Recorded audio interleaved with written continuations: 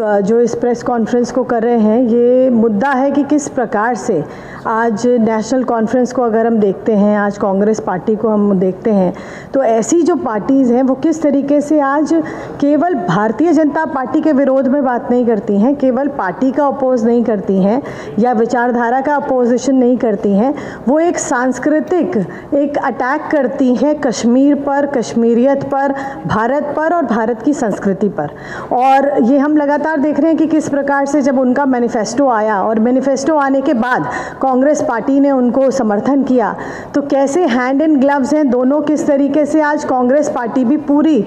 उनके साथ मिली हुई है। उसमें बहुत सारे मुद्दे आप सबके सामने आए ही हैं कि किस प्रकार से अलग झंडे की मांग है, किस प्रकार से उसमें धारा 370 वापस लाने की बात है, कैसे वो लगातार अलगाववाद को बढ़ाने की बात वो करते हैं। तो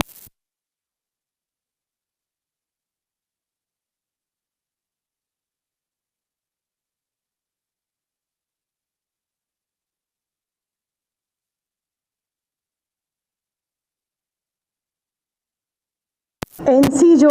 नेशनल कॉन्फ्रेंस है, अब्दुल्ला परिवार की जो पार्टी है, मैं कहूँगी वो उस पर भी अटैक करती है, उसको भी नहीं छोड़ती है। हमने देखा कि किस प्रकार से 30 साल पहले, और 30 साल से भी ज़्यादा इस बात को हो गए हैं, 3 दशक हो चुके हैं, और हमने देखा किस प्रकार से एक कश्मीरी पंडितों का एक्सोडस वहाँ से हुआ, कैसे हमारे लोगों को वहाँ से निकलना पड़ा, आना पड़ा, अपने ही देश में उनको शरणार्थी बनना पड़ा। ये इससे बड़ा दुख मुझे लगता है कुछ हो नहीं सकता है। और इसके बाद आज जो वहाँ पर एक संस्कृति बची है कश्मीर में हमारी, उसको भी खत्म करने की अगर बात कोई कर रहा है तो वो आज नेशनल कॉन्फ्रेंस कर रही है, कांग्रेस पार्टी दोनों मिलकर कर रही हैं। कि जिस प्रकार से कि शंकराचार्य पहाड़ी का जो नाम है उसको बदलकर तख्ते सुलेमान कर दिया जाए, हरि पर्वत का नाम बदलकर उसे कोहे मरान कर दिया जाए, ये उनके मैनिफेस्टो में है। और इसको समर्थन पूरा का पूरा एनसी के इस मैनिफेस्टो को समर्थन कांग्रेस पार्टी का है। तो सबसे पहले तो हम ये उनसे सवाल करना चाहेंगे कि आखिरकार ये जो वो अपना मैनिफेस्टो जिस प्रकार से लेके आए हैं उसकी मंशा क्या है, आखिर वो चाहते क्या हैं, कि क्या होना चाहिए। हम देखते हैं कि जो भारत है, हम भारत को केवल एक भूमि का टुकड़ा नहीं मानते हैं, केवल ये नहीं मानते हैं कि ये एक देश है, हमारे लिए एक विचार है, एक सभ्यता है और एक जीवन शैली भारत है। के लिए जिसको कहते हैं कि एक अल्पकालीन लाभ के लिए, अपने सिर्फ वोट बैंक की राजनीति के लिए ये इस प्रकार की जो घोषणाएं करते हैं, इस प्रकार की जो बातें करते हैं, मुझे लगता है बेहद निंदनीय है। और इसको इस पर जवाब देना चाहिए, हमारे पूरी यहाँ के जम्मू कश्मीर की जनता को जवाब देना चाहिए एनसी को कि आखिरकार ये चाहते क्या हैं। कांग्रेस पार्टी को पूरे देश भर में जवाब देना चाहिए कि वो आखिर क्या चाहते हैं, कि जितनी भी हमारी सांस्कृतिक धरोहर है, जो हिंदू संस्कृति, जो हमारी भारतीय संस्कृति कश्मीरियत से जो जुड़ी हुई हैं, क्या वो उन्हें मिटाना चाहते हैं। तो ये इसके ऊपर उनको बात करनी चाहिए, क्योंकि मुझे लगता है कि आज भी हम नहीं भूले हैं कि किस प्रकार से हमारी गिरजा टिक्कू का आज से 34 साल पहले जो एक ब्रूटल रेप, मर्डर और गैंग रेप हुआ, और जिस प्रकार से एक जिंदा महिला के टुकड़े कर दिए जाते हैं,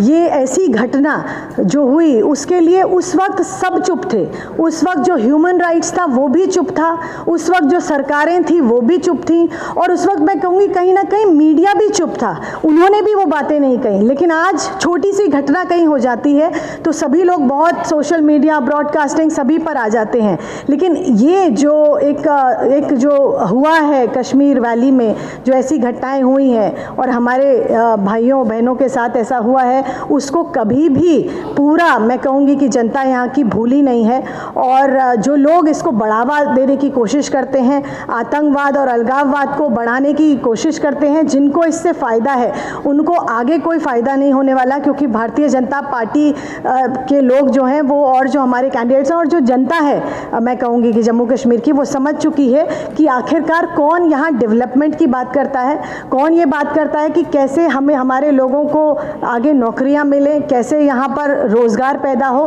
कैसे अमन आए, चैन आए, कैसे यहाँ पर जिसको हम धरती पर स्वर्ग कहते थे कश्मीर को, तो वो धरती पर स्वर्ग को किस प्रकार से वहाँ पर एक धरती पर नर्क के तौर पे उसको बनाया, कि वहाँ पर आप कहेंगे कि पूरी खून की नदियाँ वहाँ बह रही थी, उसको कैसे अमन चैन वहाँ पर रहे, वो केवल भारतीय जनता पार्टी ही ला सकती है। ला सकती है। और मुझे लगती चीज़ें हैं, बहुत सारी ऐसे भी गैंग यहाँ पर हैं जो चलते हैं, जो उनको समर्थन करते हैं कि टुकड़े टुकड़े गैंग है। जिस प्रकार से अफजल को जब फांसी होती है तो उन्हें बड़ा दुख होता है, लेकिन अपने देश में कोई भी घटना अगर घटती है तो उस पर वो बोलते नहीं है, उस पर उनका मौन व्रत होता है। तो मुझे लगता है इन